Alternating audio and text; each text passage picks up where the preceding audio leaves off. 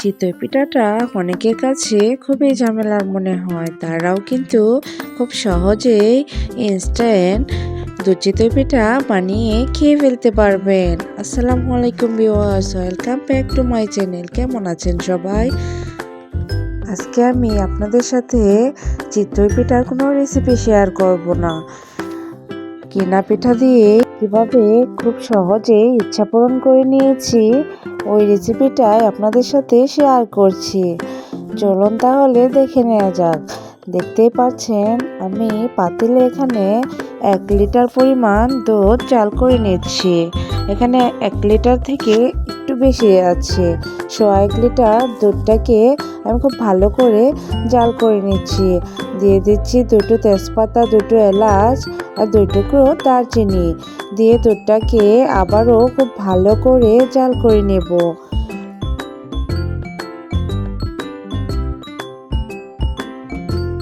দুধটা একটু ঘন হলে চিতই পিঠাটা খেতে কিন্তু খুবই মজা হয়, তাই দুধটাকে খুব ভালো করে আমি জাল করে নিচ্ছি। যারা যারা আমার ভিডিওর এই পর্যন্ত এসেছেন সবাইকে একটা কথা মনে করিয়ে দিচ্ছি, প্লিজ একটা লাইক দিয়ে ভিডিওটি দেখা শুরু করবেন, আর না আমার ছোট্ট এই ভিডিওটুক না টেনে দেখবেন।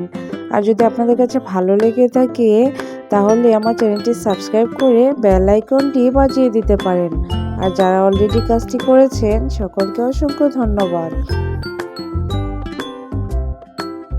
আপনাদের সাথে কথা বলতে বলতে আমার দুধটা কিন্তু জাল করে নেওয়া হয়ে গিয়েছে।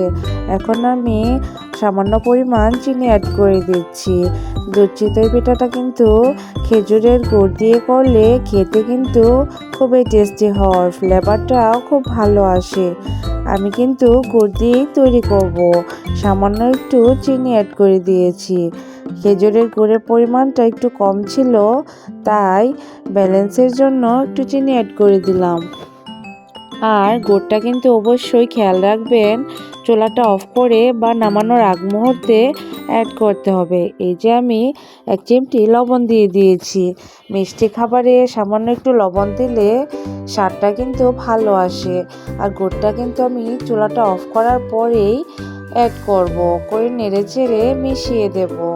এতে কিন্তু দুধ ফেটে যাওয়ার চান্সটা আর থাকবে না।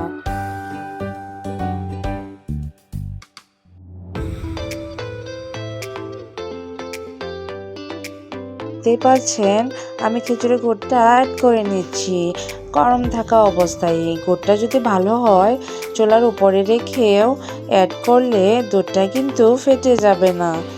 এই যে দেখতে পাচ্ছেন খেজুরের গুড়টা ইউজ করার পর কালারটা কিন্তু মাশাআল্লাহ খুবই সুন্দর এসেছে, আর ফ্লেভারটাও খুব ভালো আসে। দেখতেই পাচ্ছেন, আপনাদের তো প্রথমেই বলেছি আজকে আমি কেনা পিঠা দিয়ে দুধ চিতই তৈরি করব। পিঠাগুলো কাগজ থেকে বের করে নিচ্ছি। পিঠাগুলো অবশ্যই গরম থাকা অবস্থায় কিন্তু দুধে ভেজাতে হবে। আমার পিঠাগুলো মোটামুটি ভালোই গরম ছিল, আর আমি এখনই জাল করা গরম দুধে পিঠাগুলো দিয়ে দিচ্ছি। দেখতেই পাচ্ছেন এক এক করে আমি সবগুলো পিঠা দুধে ভিজিয়ে নিচ্ছি।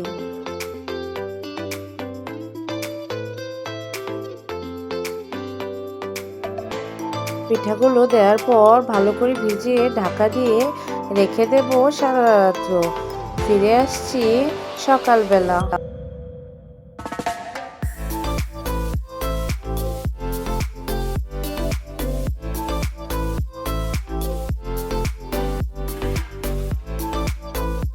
দেখতেই পাচ্ছেন পিঠাগুলো কিন্তু ফুলে ডবল হয়ে গিয়েছে, একদম সফট, আর দুধগুলো একদম চুষে নিয়েছে।